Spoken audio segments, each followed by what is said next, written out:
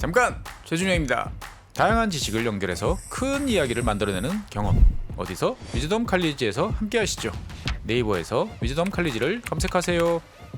자, 퇴근길 라이브 함께 할 텐데요. 이번에는 ETF 이야기를 이어서 나눠보도록 하겠습니다. 저희가 지금 방송을 최창규 본부장님이 준비하고 계시고요. 오늘은 과연 ETF 이야기 무얼 해주실지 저희에게 자료를 함께 공유해 주시면 대단히 감사드리겠고요. 피디님. ETF도 ETF고 네. 저희 본부장님이 또 그 선물 옵션 이후에 수급 쪽에 거의 국내 탑 전문가시기 때문에 네. 아마 그런 최근의 변화들 궁금해하시는 분들도 많으실 것 같아요. 또 다음 주가 또 우리 본부장님께서 네, 사랑하는- 가장 즐겨 분석하시는 네네. 만기가 이제 네네네. 오지 않습니까? 네. 그래서 만기에 대한 전망도 좀 간단하게 같이 한번 들어보겠습니다. 네, 저는 삼성자산운용 최창규 본부장이고요. 아, 소개를 안 해주셨네요. 예, 셀프 죄송합니다. 소개 예, 이제. 예, 예. 예. 아, 제가 이렇게 웃으면 안 되는데 죄송합니다. 아니, 웃어야 웃을 일이 생기죠, 네. 본부장님. 네, 아 예. 그런가요? 그래도 네. 우리 이 악물고 방송하죠. 예. 알겠습니다. 제가 첫 번째 말씀드릴 것은 프로그램 매매고요. 그 중에서 가장 시장 파괴력이 높은 금융 투자의 프로그램 매매를 먼저 말씀을 드릴 겁니다. 네. 이게 오늘 뭐부터 말씀드릴까? 참고로 제가 일주일에 한 번 수요일 날 나오는데 뭐부터 얘기할까 굉장히 고민을 많이 했었습니다. ETF 얘기를 해야 될까? 참고로 ETF도 말씀드릴 ETF가 없습니다. 만만하게. 어차피 ETF도 주식의 포트폴리오이기 때문에 네. 이런 시장에서는 뭐 인버스나 뭐 인버스 레버리지 이런 파생형을 제외하고는 말씀드릴 내용이 특별히 없어서 일단 수급부터 말씀드리겠다라는 생각을 했었고요. 그 중에 제 눈에 확 들어오는 내용이 있습니다. 화면 잠깐 띄워주시면은요. 네. 네, 금융투자인데요. 네. 제가 오늘 장중에 캡처한 건데요. 여기 금융투자 보시면은 오늘 제가 장중에 캡처했을 때는 현물 매매입니다. 코스피 2,591억 원 순매도였는데 아마 장 마감 때 4천억 원 이상의 순매도가 나온 걸로 제가 확인을 했습니다. 결국 이 물량이 계속 나올 것이냐, 계속 나온다면 어느 정도 나올 것이냐 이 얘기를 먼저 드려야 되는데요. 참고로 금융투자는 크게 보면은 그 자기 자본이라고 할 수 있는 소위 말하는 풀압 매매와 그리고 마켓 메이킹 그리고 ETF, LP와 같은 그런 구조적인 매매로 구성이 되어 있습니다. 참고로 풀압 즉 자기 자본 매매 같은 경우에는 뭐 물론 모든 증권사가 그렇진 않겠지만 최근에 주식 매매를 굉장히 줄였고 주식 포지션을 많이 줄였기 때문에 큰 규모로 사거나 팔 수 없는 그런 상황입니다. 그렇다면 금융투자에서 발생하고 있는 현물 매매는 마켓 메이킹이나 ETF, LP 또는 LP 차익 거래 이런 쪽에 연관되었을 물량들일 가능성이 굉장히 높고요. 제가 올려드린 화면 보시면은 6월 14일부터 올려드렸는데요. 6월 14일, 15일 빨간색이니까 다 순매수로 찍혔다는 얘기입니다. 코스피. 그리고 6월 24일까지 무려 3조 3천억 원 정도의 순매수를 기록했습니다. 3조 3천억. 예, 아마 이때가 시장이 안 좋았었기 때문에 이 부분에 관심을 가졌던 투자자들은 많이 없었을 겁니다. 이렇게 많이 들어왔어? 아마 이렇게 생각을 하실 텐데요. 그렇다면 제가 방금 말씀드린 논리에 의거한다면 순수하게 주식 방향성을 노리고 주식이 상승할 거야라고 생각하고 매수하지 않았다라는 얘기고요. 주식을 매수하고 선물을 매도하는 일종의 매수 차익 거래일 가능성이 매우 높습니다. 그러면 매수 차익 거래의 논리적인 근거가 뭐냐? 6월 29일 제가 빨간색을 쳐드렸는데요. 6월에는 중간 배당이 있습니다. 그렇죠. 예, 차익 거래라는 메커니즘은 뭐 100%, 200%큰 수익을 노리는 매매가 절대 아니라 0.3%, 0.4%의 수익을 큰 사이즈의 매매를 통해서 수익을 발생시키는 그런 매매거든요. 그래서 제가 말씀을 못 드렸었는데 코스피의 6월 중간 배당 수익률이 대략 0.3%였습니다. 즉 주식을 매수하고 선물을 매도했다면 그리고 나서 중간 배당까지 그 포지션을 유지했다면 0.3%의 중간 배당 수익률을 확보했다는 얘기입니다.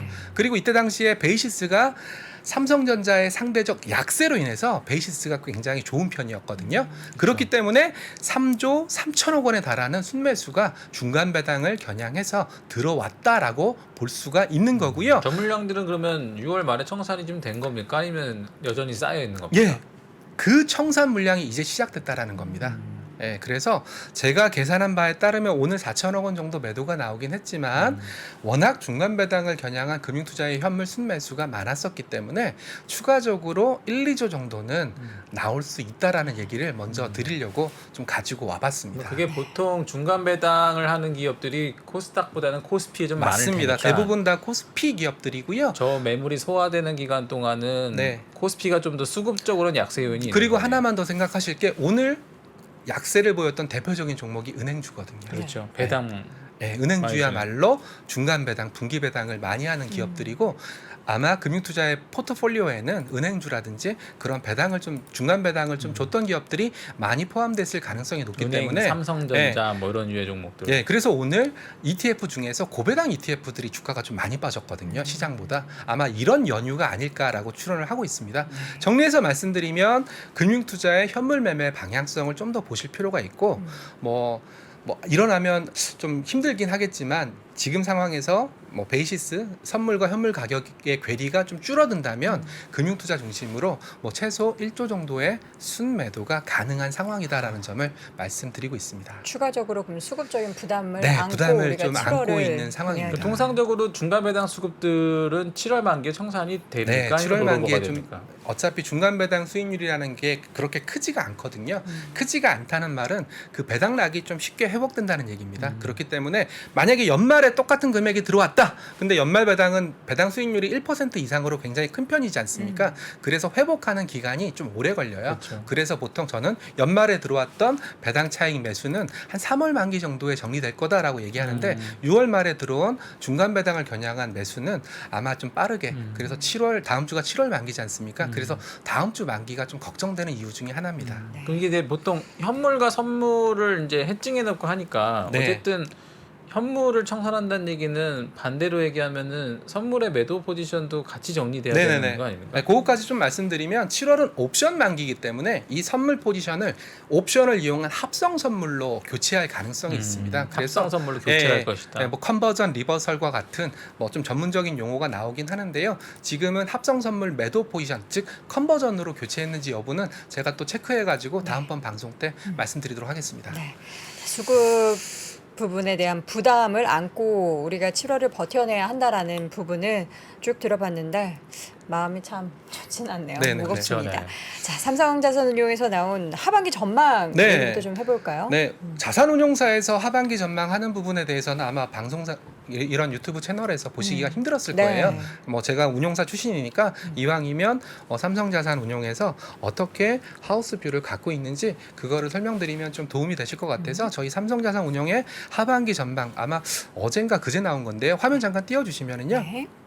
저도 예전에 애널리스트 할 때 하반기 말, 네네네네. 반기 말, 연말 이때 제일 싫었던 것 같아요. 네네네.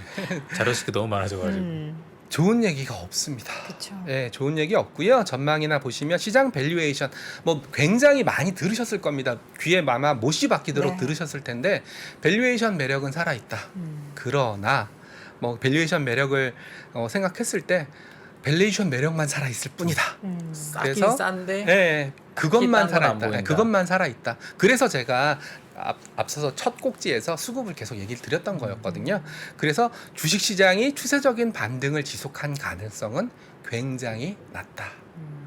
그래서 뭘 사야 되냐? 고배당 주식을 사라. 그리고 저변동성, 변동성이 낮은 주식을 사라. 저변동성 같은 경우에는 대표적인 방어 주식들이 변동성이 낮은 주식에 속하거든요. 고배당이랑 저변동성을 같은 말로 가름하셔도 될 정도입니다. 그리고 재무 상태 우량한 주식을 사라. 이건 저희는 뭐라고 표현하냐면 퀄러티라고 부르거든요.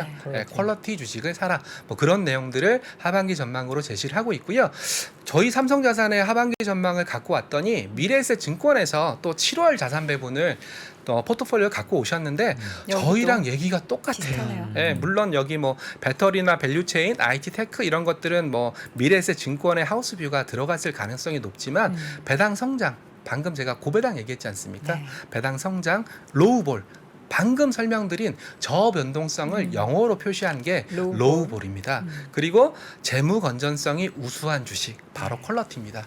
미래에셋 증권 참고로 저희 삼성자산이랑 아무런 커넥션이 없는데도 불구하고 공교롭게도 하는 얘기는 비슷해서 제가 이런 우연의 일치가라는 생각에서 좀 가지고 왔고요. 미래에셋 정프로님이 증권은 싫어하는 스타일이 다 들어있네요. 예, 정말 싫어하는 그래서 제가 정프로님 방송하시는 수요일을 피했습니다. 그러니까요.